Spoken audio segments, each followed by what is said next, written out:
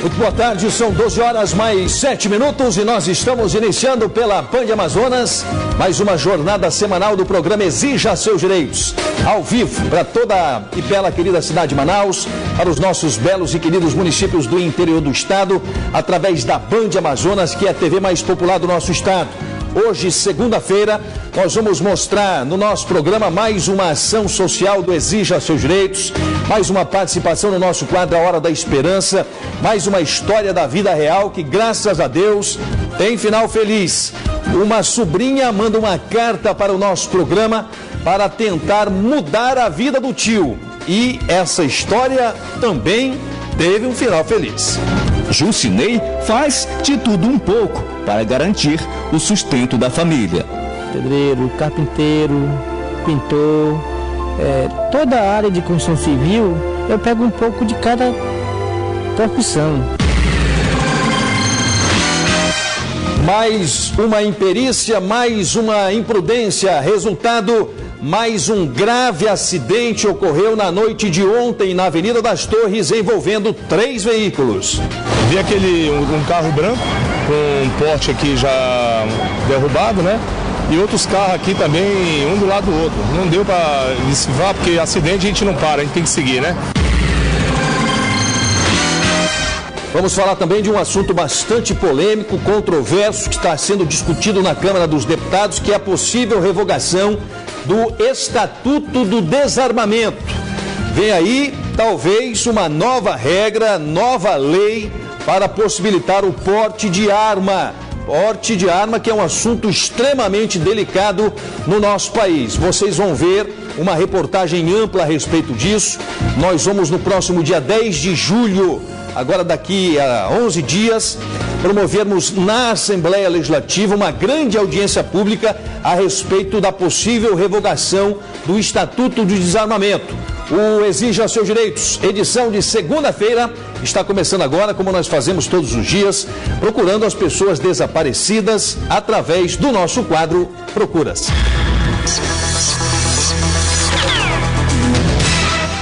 O senhor Anderson Lopes de Moraes, 31 anos de idade, entrou em contato com o nosso programa na tentativa de encontrar o pai biológico, que se chama William. Ele não tem mais informação alguma, apenas o primeiro nome do pai, que é William.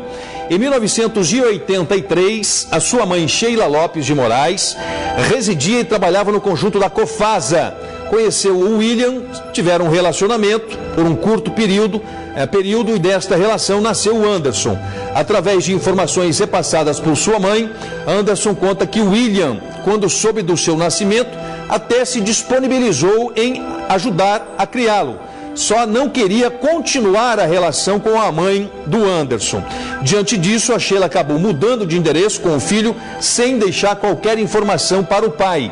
A situação é muito complicada porque nós não temos muitas informações a respeito desse caso. Apenas que ele se chamava William, trabalhava no conjunto da Cofasa, ali no Santo Agostinho, na Ponta Negra, teve um relacionamento com a Sheila e desse relacionamento nasceu o William, que hoje tem 31 anos de idade e espera alguma informação do pai, o William, através dos nossos parceiros, amigos e telespectadores do programa Exija Seus Direitos, que sempre nos auxiliam, sempre nos mandam informações.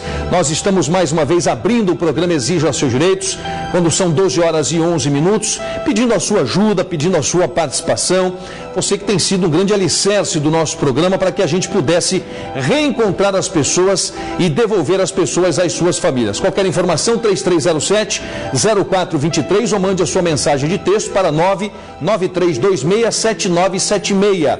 99326-7976, o WhatsApp do programa Exija Seus Direitos. Ontem, um acidente envolvendo 3 veículos, por pouco não se transforma em mais uma tragédia no trânsito caótico da cidade de Manaus. Segundo as informações da equipe de reportagem, uma caminhonete em alta velocidade teria ultrapassado um cruzamento, não respeitando o cruzamento, bateu em um veículo que, por sua vez, acabou batendo em outro. 3 veículos, crianças nos veículos, mulheres nos veículos e muita irresponsabilidade e imprudência.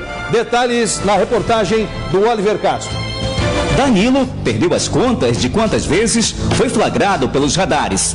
As multas pesaram no bolso. Ainda assim, o motoboy não concorda com a retirada dos equipamentos de fiscalização eletrônica do trânsito de Manaus. Do ponto de vista econômico, eu que sou um rapaz trabalhador, né, tenho pegado várias multas aí, tem pesado no meu bolso.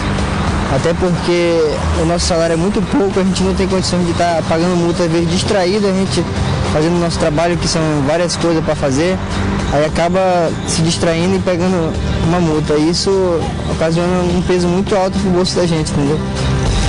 Agora, no termo de periculosidade, tem se tornado cada vez mais perigoso, porque as pessoas vão se acostumando cada vez mais sem velocímetro aí, os radares, e cada vez mais está se tornando mais perigoso, entendeu? Principalmente pra gente motoboy, que acaba se arriscando mais ainda, entendeu? O radar, em frente à Feira do Coroado, se estivesse em operação, teria flagrado o caminhão e este carro de passeio parados em cima da faixa de pedestre, o que é proibido por lei. Os condutores tentam se justificar. Rapaz, tanto faz, né? Foi porque eu parei no sinal amarelo e esse senhor aqui de trás estava muito colado em mim, por isso que eu tive que vir para cima da faixa. O contrato com a empresa paulista Conslabel para operar os Corujinhas e outros serviços expirou no início do mês de março e a Prefeitura de Manaus não renovou.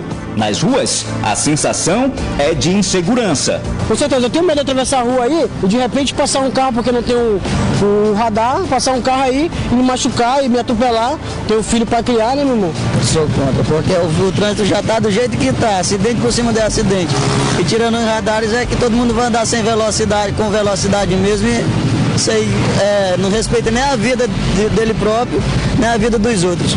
Aqui na Avenida das Torres, a velocidade máxima permitida é 60 km por hora. Mas sem a presença dos radares, a tendência é o motorista aumentar a velocidade, correndo risco de acidentes e atropelamentos. A motorista está inconformada com a decisão do Manaus Trans. De acordo com ela, os rachas entre veículos ao longo da Avenida das Torres são frequentes. Aí a gente vê cada loucura assim de carro, moto, eles passando. Aí eu acho perigoso, né? Se torna perigoso pra gente que tem família, né? Depois da retirada dos radares, já ocorreram vários acidentes aqui na Avenida das Torres com vítimas lesionadas. O último aconteceu na noite deste domingo, envolvendo uma picape e 2 carros de passeio.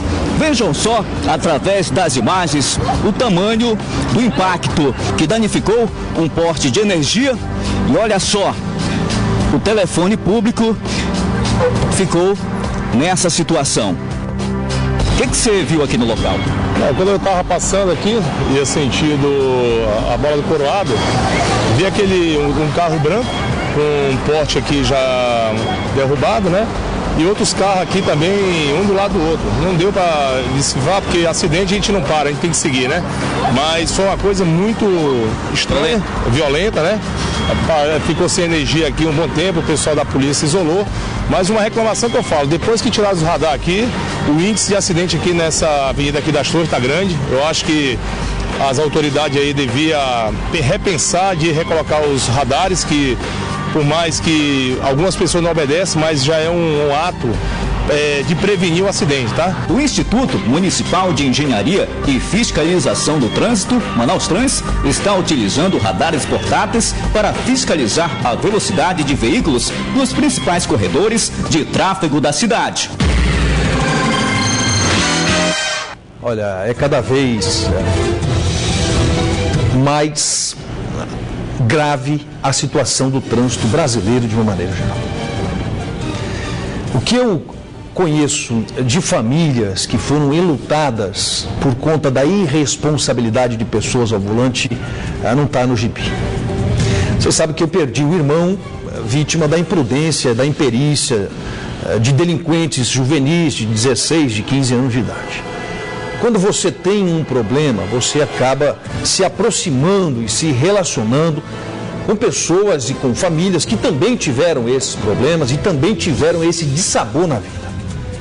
Porque perder uma pessoa já é algo extremamente dolorido. Quando a pessoa adoece, quando a pessoa tem uma certa idade, você vai se acostumando com aquela situação. Você vai se prevenindo com aquela situação.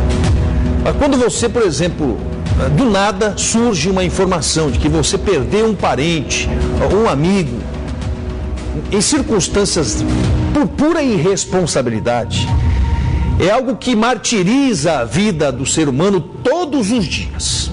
Todos os dias. Então as pessoas precisam ter mais paciência no trânsito, mais respeito, mais responsabilidade e mais zelo com as leis. As leis estão aí para serem cumpridas. O radar que ali estava na Avenida das Torres, aliás, todos os radares foram retirados por conta de um imbróglio envolvendo uma empresa que tem denúncia no Brasil inteiro, mas é uma empresa que prestava serviços à cidade de Manaus. É uma empresa denunciada em muitos níveis da justiça brasileira, mas era uma empresa que foi trazida para Manaus para prestar serviço na colocação de radares. Me parece que o contrato venceu, a prefeitura não renovou, ou não podia renovar. A verdade é que a cidade está sem radares e aqueles que abusam da velocidade estão muito à vontade para continuar sendo imprudentes no trânsito da cidade de Manaus, sendo irresponsáveis em algumas vezes também, porque muitos dos acidentes que ocorrem nesse país é exatamente fruto da irresponsabilidade, do excesso de velocidade, do não cumprimento das regras, do não cumprimento das leis. O motorista acha que pode beber e dirigir, que pode ultrapassar os limites de velocidade, que pode fazer e acontecer no trânsito brasileiro. O caso do Cristiano Araújo é outro caso. Vocês viram que da última imagem gravada do Cristiano Araújo, até onde a Polícia Rodoviária Federal diz que é o acidente, o matemático fez o cálculo e ele estava aproximadamente, o veículo estava aproximadamente numa média de 160 km por hora. Então, o cidadão compra um carro de 400 mil reais e acha que aquilo vai garantir a segurança e a vida das pessoas. E quanto mais moderno é o carro, quanto mais segurança oferece o carro, quanto mais airbag é o carro, mais seguro o cidadão se acha e mais veloz ele passa a andar.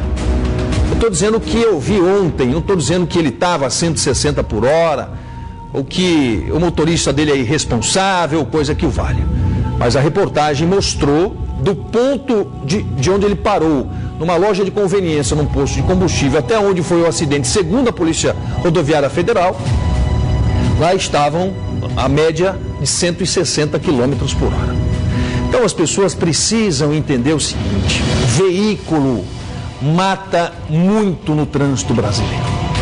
Quantas pessoas não tiverem essa concepção, não tiverem essa consciência, essa conscientização de que nós devemos ter responsabilidade no trânsito, infelizmente famílias iguais à minha, por exemplo, e eu conheço dezenas e dezenas de famílias, vão continuar sendo enlutadas pela irresponsabilidade, pela imperícia, por aqueles que acham que podem tudo no trânsito brasileiro. São 12 horas e 21 minutos. Hoje pela manhã nós estivemos na Assembleia Legislativa, aliás toda a bancada federal esteve na Assembleia Legislativa juntamente com o presidente da Câmara, o deputado Eduardo Cunha. A Câmara, através do seu presidente, está fazendo algo denominado Câmara Itinerante. É uma forma que o presidente Eduardo Cunha encontrou para aproximar mais a Câmara da sociedade brasileira. Então ele tem percorrido vários estados brasileiros. Hoje pela manhã ele fez uma palestra a respeito do momento político do Brasil, da reforma política que não andou, do pacto federativo, falou sobre a questão da redução da maioridade penal que vai entrar em votação amanhã. Ele tem desengavetado muitos projetos polêmicos na Câmara dos Deputados. A questão da maioridade penal é um desses projetos. A revogação ou não do Estatuto do Desarmamento pode ser outro projeto. Eu sou membro efetivo da comissão especial que está analisando essa questão. Dia 10 de julho nós vamos ter uma audiência pública aqui na Assembleia. Queria convidar todas as pessoas às 10 horas da manhã, dia 10 de julho, uma sexta-feira. Nós estaremos com o presidente da comissão, que é o deputado Marcos Montes, de Minas Gerais. Nós estaremos também com o relator, que é o Laudívio Carvalho, esse é o presidente da Câmara dos Deputados, que deve vir à sede da Band. Nós estamos aguardando o presidente Eduardo Cunha, que está nessa sessão itinerante na Câmara dos Deputados, e nós estamos aí com uma pré-agenda aguardando a vinda do presidente da Câmara dos Deputados, Eduardo Cunha, que é do PMDB do estado do Rio de Janeiro. Nós vamos a um rápido intervalo comercial. Daqui a pouquinho, logo após o intervalo, nós vamos falar a respeito exatamente dessa questão do Estatuto do Desarmamento. Existe um projeto de lei 3.722 que quer revogar o Estatuto do Desarmamento. Você é a favor de que se flexibilize mais o acesso a porte de arma? Você acha que as regras precisam ser mais facilitadas para que o cidadão, para que o empresário, o comerciante possa ter acesso à arma de fogo? Esse projeto não é um projeto liberal, ele também é um projeto restritivo.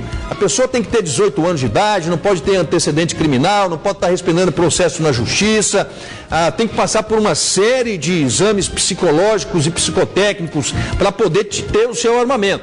Nós vamos tratar deste assunto também e vamos mostrar mais um sonho realizado. Uma jovem manda uma carta para o nosso programa para fazer uma surpresa ao tio. Ela queria uma máquina de solda para que o tio desempregado pudesse voltar a trabalhar. Mais emoção no nosso programa daqui a pouquinho, logo após o intervalo comercial. Por gentileza, me aguarde. A Câmara dos Deputados está tratando de vários assuntos polêmicos. Amanhã vai a plenário a questão da redução da maioridade penal de 18 para 16 anos. O relatório que reduz de 18 para 16 para crimes hediondos, foi aprovado na comissão especial e agora vai ao plenário da Câmara dos Deputados. E precisa ter 308 votos para que isso seja aprovado. Muita gente fala que isso não vai resolver o problema, que vamos colocar menores juntamente com maiores e os menores vão sair de lá muito mais bandido do que entraram. O ministro da Justiça diz que tem um déficit no sistema carcerário do Brasil de quase 300 mil vagas. Enfim, há muitas opiniões contrárias e favoráveis. Mas a sociedade brasileira, esta quer a redução da maioridade. Foi feita inclusive uma recente pesquisa onde quase 90% da população brasileira é a favor da redução da maioridade penal. Esse é um assunto polêmico e juntamente com esse assunto nós estamos tratando a questão da revogação do Estatuto do Desarmamento. Hoje, o cidadão de bem, para ter o seu porte de arma, para registrar a sua arma, precisa passar por um sistema extremamente burocrático. O que esse projeto de lei, que é do deputado Peninha, do PMDB de Santa Catarina, quer fazer é flexibilizar um pouco o acesso do cidadão à arma de fogo. Ele quer tirar algumas restrições, como por exemplo de 21 anos hoje, vai baixar para 18 anos. O cidadão pode ter até 8 armas de fogo registradas. Hoje somente a Polícia Federal emite o porte de arma, quer tirar também da Polícia, descentralizar da Polícia Federal também para a Polícia Civil e a Secretaria de Segurança Pública do Estado.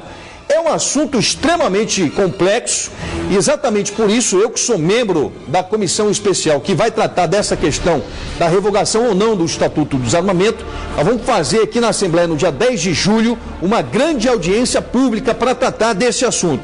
O Oliver Castro fez uma reportagem sobre essa questão e nós fomos às ruas para ouvir a população. Os detalhes na reportagem do Oliver Castro. Este homem ficou na mira de um revólver dentro de casa. Foram horas de terror difíceis de serem esquecidas. Botaram a arma na minha cara e pediram para não olhar no rosto deles, entendeu? Me deram coiada na cabeça que partiu aqui, entendeu? Aí manda ir pro chão e pega, ameaça a mãe, quer dinheiro, se não tiver dinheiro vai matar, vai explodir a cara da gente, só fala assim, chutando, entendeu? Ameaçaram meu filho de 10 anos, entendeu? Queria o dinheiro porque queriam, E me botaram no chão, levaram o meu relógio, começaram a me chutar na cara. E para eles, nós que somos bandidos, nós que somos malandros. As ações violentas deixam marcas e traumas para a vida inteira. Pensei em colocar placa de venda, mas depois eu vou vender aqui e vou para ali, é do mesmo jeito. Aí agora não, vou enfrentar com fé em Deus e tentar ver se eu consigo vencer alguma coisa na vida. Vítima de vários assaltos, esta comerciante trabalha com medo. Nem atrás das grades se sente segura. Todo tempo ameaçado, bate, palavrões, a gente é humilhado. Além de dar o dinheiro para eles, a gente ainda é humilhado. Mesmo atrás das grades? Mesmo atrás das grades. Essa foi sábado. O cara chega aqui, diz que vai comprar água, a gente confia que é um cidadão de bem, quando vê é um assalto. Não está seguro, que a gente não sabe mais em quem confiar, que não está escrito, né, que é bandido ou não. A lei brasileira não permite o porte de armas por civis, mas este aposentado é a favor do cidadão ter uma arma em casa para se defender dos bandidos. O que ficou desarmado foi as pessoas de bem. Os bandidos estão todos bem armados, muito bem armados. Agora, uma pessoa de bem não pode andar armada, né? Então tem que apanhar, tem que morrer com facilidade. Já esta dona de casa discorda. É porque a violência gera violência, né? Então nós não podemos ficar de chumbo trocado. Até porque para você ter uma arma em casa você tem que ter um treino, né? Nem todo mundo tem. Meu esposo fala em ter, porque ele já foi assaltado, lutou contra o ladrão mesmo, né? Se machucou. E ele fala só em ter uma arma. E eu digo que não. Na Câmara Federal, o assunto tem gerado polêmica. Nós vamos chamar em audiências públicas aqui na Câmara pessoas qualificadas para falar sobre o tema, claro, com tendências de um lado e de outro, um equilíbrio dessas discussões, e também vamos fazer, intercalado com as audiências em Brasília, audiências nos estados.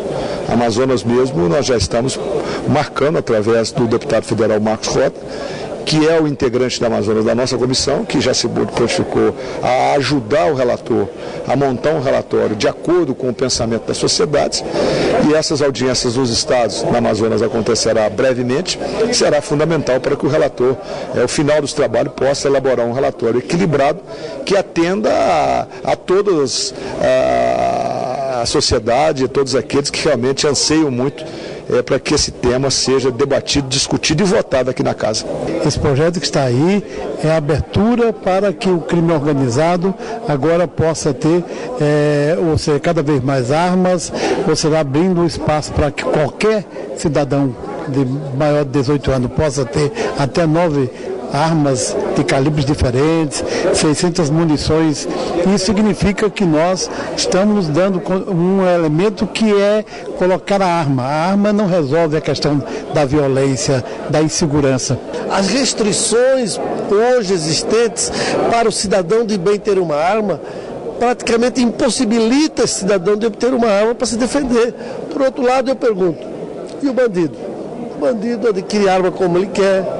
Ele vai ali, atravessa a fronteira, ele compra armas, inclusive bem mais baratas, de grande calibre, fuzis, submetralhadora. Membro titular da comissão especial que irá emitir parecer sobre o projeto de lei que revoga o Estatuto do Desarmamento e disciplina normas sobre aquisição, posse, porte e circulação de armas de fogo, o vice-líder da bancada do PMDB na Câmara, deputado federal Marcos Rota, propôs que a comissão realize uma audiência pública em Manaus para que os amazonenses participem do debate. Olha, essa é uma legislação que alterou de forma substancial a condição do cidadão, do empresário, do comerciante de ter acesso a uma arma de fogo. As regras foram alteradas através do Estatuto do Desarmamento.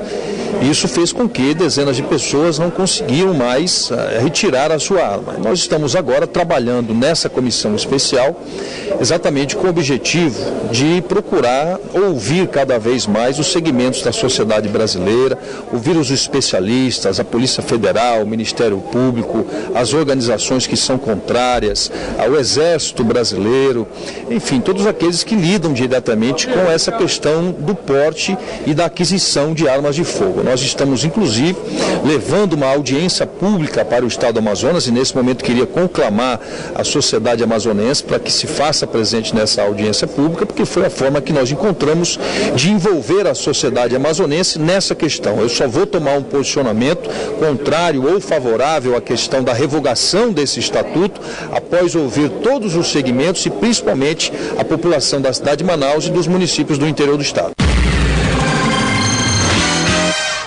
Muito bem, está aí então o Estatuto do Desarmamento. É claro que isso ainda vai demorar um certo tempo para que a gente possa ter a votação em plenário, mas nós todos que fazemos parte dessa comissão, nós estamos com o objetivo de ouvir as pessoas, né? Nós temos que ouvir a sociedade, ouvir os representantes do Exército, da Secretaria de Segurança Pública, da Polícia Federal, ouvir a Associação Comercial, ouvir os empresários, ouvir o cidadão, o trabalhador, o pequeno comerciante, porque são essas pessoas que estão inseridas nesse contexto. A revogação do Estatuto do Desarmamento não vai fazer com que o cidadão passe de uma forma desenfreada a possuir armas no país. Também não é assim. Ele não é um projeto liberalista. Ele tem muitas restrições também, mas vai desburocratizar as ações e vai flexibilizar o cidadão que queira ter uma arma a ter posse e direito à posse da sua arma. Então, eu acho que esse direito as pessoas têm que ter. Não significa que todo mundo vai ter uma arma. Quem quiser ter uma arma, quem preencher os pré-requisitos, quem passar por todos os exames, por todos os testes, quem não tiver antecedentes, o que é muito importante a gente frisar, vai poder ter uma arma. Então, quanto mais a sociedade participar das discussões, mais dados, mais elementos, mais subsídios, todos nós teremos para revogar ou não o Estatuto do Desarmamento. Acabei de conversar com a assessoria do presidente Eduardo Cunha, ele está em deslocamento já da Assembleia para o nosso programa e daqui a pouco nós vamos ter aqui uma entrevista ao vivo com... Já chegou? Já está chegando o presidente Eduardo Cunha, está já na sede da Band, já ele vai entrar aqui nos estúdios do nosso programa e nós vamos conversar com ele a respeito do momento político do Brasil, a respeito da pauta de votação na Câmara dos Deputados. Nós temos vários assuntos para conversar com o presidente, está aí o presidente Eduardo Cunha. E, se não me engano, isso foi no dia da posse. Esse aí foi no momento que anunciavam a vitória dele como presidente da Câmara dos Deputados. Nosso competente Eduardo Cunha, que é do nosso partido, PMDB, do estado do Rio de Janeiro. Mas enquanto o presidente não vem até o estúdio, nós vamos ver a matéria que uma sobrinha, a Elisângela, mandou uma carta para a produção do nosso programa para fazer uma surpresa ao tio, para que o tio pudesse participar do nosso quadro A Hora da Esperança. Nós separamos a carta dela, o tio não sabia que iria participar, ganhou uma máquina de solda, ele estava desempregado e agora vai poder voltar ao trabalho. Vamos ver a reportagem, quando o presidente entrar aqui nos estúdios, nós voltamos aqui então com a entrevista com o presidente da Câmara, Eduardo Cunha. Vamos à reportagem do Oliver Castro.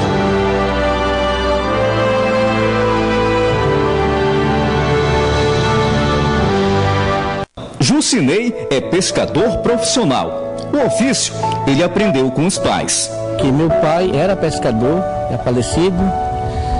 A minha mãe também, que eu comecei uns 4 anos de idade, 4, 5, ela começou a me levar também para a pescaria. E isso era quase um dia sim, outro não. Ela me levava para pescar. Eu fui aprendendo. Eu comecei a tomar gosto. E hoje em dia a pescaria faz parte da minha vida agora. Eu não posso ficar assim, sem pescar. Para não fugir à regra, todo pescador tem sempre uma história para contar. E com o Jucinei não poderia ser diferente. Às vezes o pessoal fala que a história de pescador é mentira. Mas não essa é verdade. Essa é verdadeira mesmo. Eu estava pescando no meio do rio, eu consegui puxar um peixe, um jaú, que deu 55 quilos de jaú. Então esse peixe, cheguei em casa e comecei a vender peixe. Não quer pegar 1 quilo, 2 quilos, 5 quilos, levava. Só quando eu vendi o peixe todo, no outro dia o pessoal estava me cobrando. Estava me cobrando e dizia, rapaz, que tu me vendeu foi borracha. Digo, por que borracha? O peixe não amoleceu, foi amolecer na panela de pressão. Digo, ele não falou a idade dele. Se ele soubesse que é tão velho, eu tinha trazido ele para vender para vocês. Além de pescador, Jucinei é um amante da natureza. Segundo ele, faz sua parte para ajudar na preservação do meio ambiente e se revolta com a falta de conscientização das pessoas. Rapaz, eu sou revoltado quando começo a derrubar essas matas de beira de rio. Muito bem, nós vamos interromper o final dessa reportagem que conta a história de uma jovem sobrinha que enviou uma carta para o nosso programa para que nós pudéssemos realizar o sonho do tio, que está desempregado e queria uma máquina de solda. Ele participou do nosso quadro Hora da Esperança, nós conseguimos o equipamento e graças a Deus vai ser mais uma pessoa que nós vamos conseguir inserir no mercado de trabalho. São 12 horas e 39 minutos, eu estou recebendo com muita alegria, com muita satisfação e com muito prazer, meu companheiro de partido, presidente da Câmara dos Deputados, deputado Eduardo Cunha, do PMDB do Estado do Rio de Janeiro. Presidente, muito obrigado pelo carinho, pela atenção, não apenas a mim, mas aos telespectadores do Exija Seus Direitos e à cidade de Manaus. Seja bem-vindo ao nosso programa. Obrigado, Marcos. Obrigado, telespectadores. É um prazer enorme estar aqui com vocês. O senhor esteve no Festival de Parintins? Tive no Festival de Parintins. O que achou de Parintins e do festival, presidente? Rapaz, achei uma guerra boa aquilo lá. Boa, né? A turma do Garantido e o Caprichosa é uma briga danada. Boa. Se encantou com o festival? Se encantei com o festival. Muito bonito. É um folclore muito bem explorado e que a gente que não conhecia se surpreende positivamente com o que viu. Tem que ser mais divulgado, inclusive. Presidente, nós temos pouco tempo e eu queria até lhe agradecer porque o senhor estava numa extensa agenda na Assembleia Legislativa, muitas pessoas querendo conversar com o presidente, muitos debates acerca do momento político que nós estamos vivenciando, tem o Pacto Federativo, tem uma série de questões que estão sendo discutidas nesse momento pelo Brasil afora. E o presidente Eduardo Cunha, do alto da sua experiência, da sua inteligência, está promovendo as sessões itinerantes da Câmara dos Deputados em vários estados brasileiros. E aqui não foi diferente. Mas amanhã, na Câmara dos Deputados, nós temos uma pauta extremamente polêmica, que é a questão da maioridade penal. O senhor, particularmente, nunca tem escondido as suas convicções e os seus posicionamentos. Na questão da maioridade penal, o senhor vai ser favorável ou o senhor é contrário à redução, presidente? Não, eu sou favorável. Eu parto do princípio, Marcos, que é o seguinte princípio. Se você dá direito para votar com 16 anos de idade, ou seja, permite que se pratique o maior crime que pode se cometer, que é eleger o seu governante, com as consequências que isso pode ter com a má escolha, você também tem que ser responsável por tudo. Se nós acharmos que 16 anos não é uma idade para poder dar responsabilização criminal, então nós devemos mudar a idade para ter o direito de votar. O que não dá é para ter coisas diferentes. Tem que se ter uma isonomia. Esse é o posicionamento que eu defendo. Agora, é claro que eu não voto, né, pelo cargo de presidente regimento eu não voto, só em caso de empate, e efetivamente eu estou mais preocupado que o assunto seja debatido e seja votado. O fato de eu ter opinião não significa que a minha opinião que tem que prevalecer, vai prevalecer a maioria da casa. É assim que tem que ser na democracia, mas eu nunca me furto de ter opinião. Eu sou testemunha disso. Olha, nós fomos às ruas para que o povo também pudesse se manifestar. Essa questão da maioridade já foi respondida, Monteiro. Acho que nós temos uma outra pergunta que já pode colocar agora no ar para a gente. Deputado Eduardo Cunha, meu nome é Gerson Guerra. Eu queria fazer uma pergunta para o senhor. O Brasil está passando por um momento delicado na economia. O senhor acredita que nós sairemos dessa recessão? E qual a avaliação que o senhor faz do governo Dilma? Bom, eu acho que nós estamos vivendo uma recessão que foi um pouco prejudicada ou bastante amplificada em função de você não ter tomado as medidas no seu devido tempo no passado. Consequentemente, nós estamos com a inflação alta. Para derrubar essa inflação alta, aumentaram demais a taxa de juros, consequentemente vão retrair bem a economia e eu prevejo um ano muito difícil, 2015, e também prevejo o ano 2016 muito difícil. Eu acho que chance de recuperar dessa recessão vai começar do fim de 2016 em diante. Agora, a minha avaliação, eu não costumo julgar filme no início do filme. Tem que aguardar para ver o contexto geral, para que a gente possa fazer uma avaliação tudo aquilo que conduzia. Até agora, nós estamos assistindo apenas um capítulo. E não é justo, com nenhum detentor de mandato, você estabelecer uma avaliação sem que ele conclua o seu mandato. Presidente, pegando até carona nessa linha de raciocínio, o senhor declarou que a relação do PMDB com o PT está no CTI. O senhor acha que o PMDB precisa desembarcar do governo federal? O senhor acha que o PMDB tem que continuar pela governabilidade, dando sustentação política ao governo da presidente Dilma? Não, eu acho que nós não poderíamos largar, porque o PMDB fez parte do processo eleitoral disputando a eleição. Consequentemente, se o PMDB largar, a governabilidade do governo acaba. Seria uma irresponsabilidade com a situação difícil que o país está passando. Acho que isso também não dá um cheque em branco para que a gente seja agredido cotidianamente pelo PT, como o PMDB vem sendo. Então é preciso ter um equilíbrio. Eu defendo a manutenção da presença da governabilidade, mas deixando claro que o nosso posicionamento é divergente, que nós temos muitas divergências, não só com relação ao governo, como com relação à aliança, que nós teremos sim que lutar para termos uma candidatura própria em 2018 e continuarmos até onde der nessa aliança. Agora, tem um limite, tudo na vida tem um limite. Muito bem, vamos às ruas ouvir a opinião e o pensamento da população com mais uma pergunta ao presidente da Câmara, Eduardo Cunha. Deputado Eduardo Cunha, meu nome é Mr. Rai. Eu gostaria de parabenizar o senhor pelo excelente trabalho que vem desenvolvendo à frente da Câmara Federal. E também, como eu assisto à TV Câmara, estou vendo pela primeira vez um presidente colocando os deputados para trabalharem até de madrugada. Isso é verdade, olha, se tem alguém que conhece bem esse perfil do presidente, somos nós que estamos lá no dia a dia. Mas, presidente, esse trabalho até de madrugada tem também trazido um novo posicionamento e um novo momento político da Câmara dos Deputados, né? Nunca se votou, nunca se discutiu, nunca se aprovou tanto como agora. A verdade, Marcos, é que eu estava habituado, estou há 12 anos como deputado, e a gente assistia lá primeiro uma obstrução de oposição que não tratava do tema propriamente dito, e nós passávamos lá até a madrugada, muitas vezes, só para votar requerimento. Nós optamos por um modelo de botar tudo para votar. Consequentemente, a própria oposição, ao invés de obstruir, está participando do debate e votando contra ou a favor as matérias. Não tem mais aquela situação que a gente preserva o tempo de uma hora, que não pode pedir verificação nominal, e decide pelo meu olho a votação. Tudo está sendo levado a voto.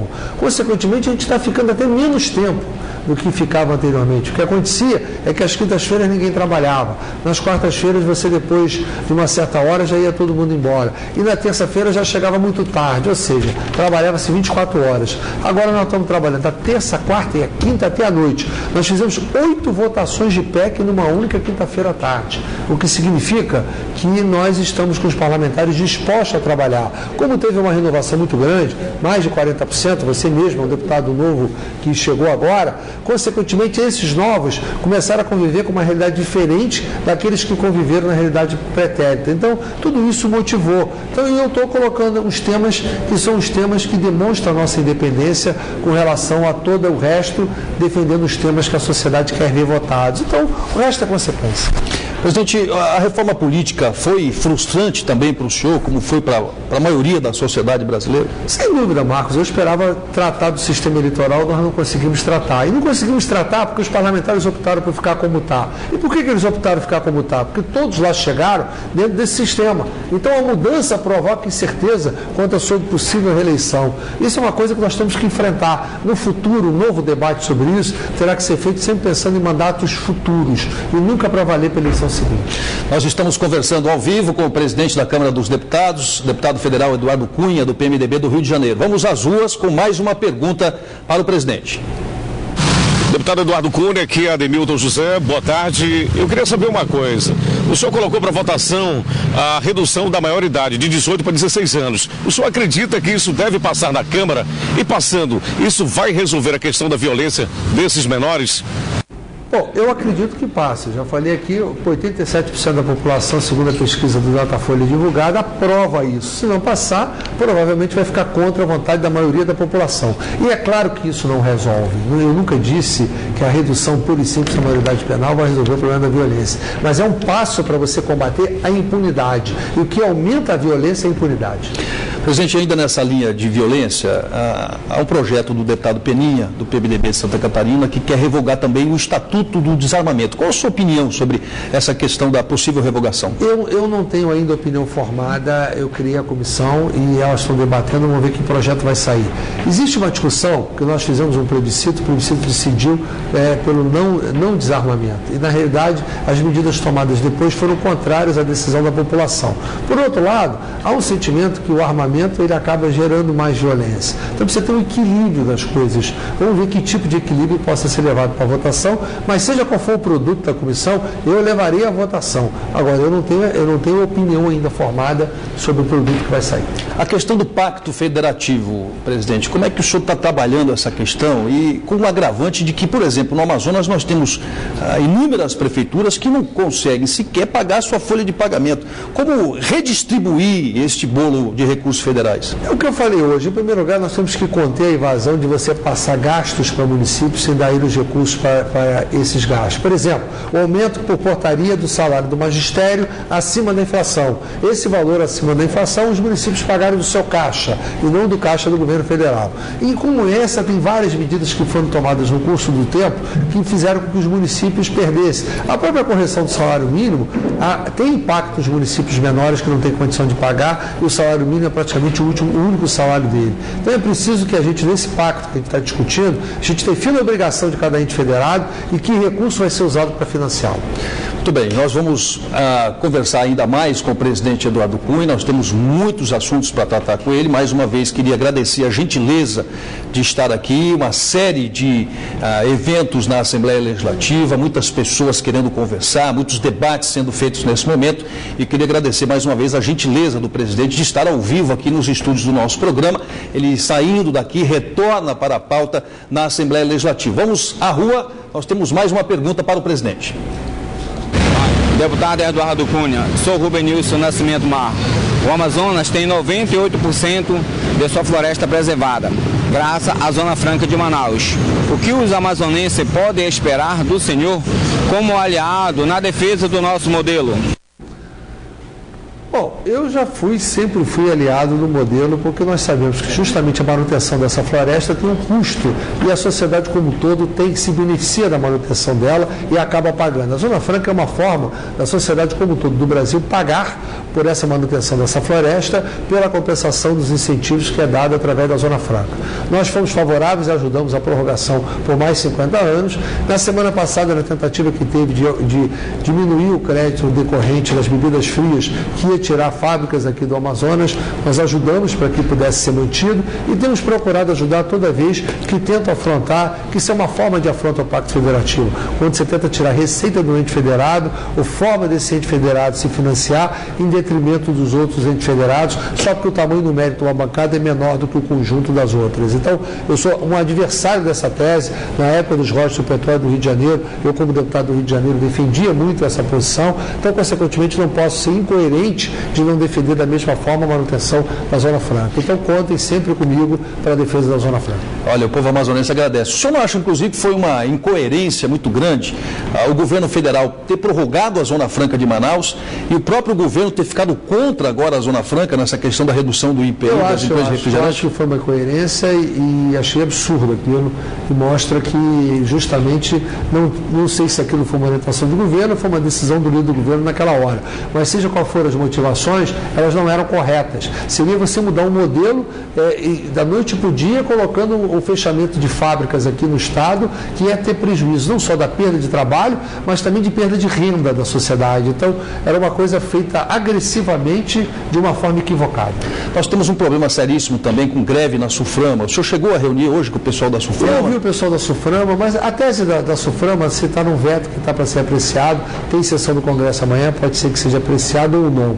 Eu sou favorável à derrubada do veto. Então, e há a reclamação que recursos são contingenciados, consequentemente, não pode ser utilizados para o pagamento dos benefícios que eles pleiteiam. Então, é uma discussão política que envolve política econômica de formação de superávit primário e contenção de gastos públicos. Enfim, é uma discussão um pouco maior do que todos nós. Mas a Suframa tem o meu apoio.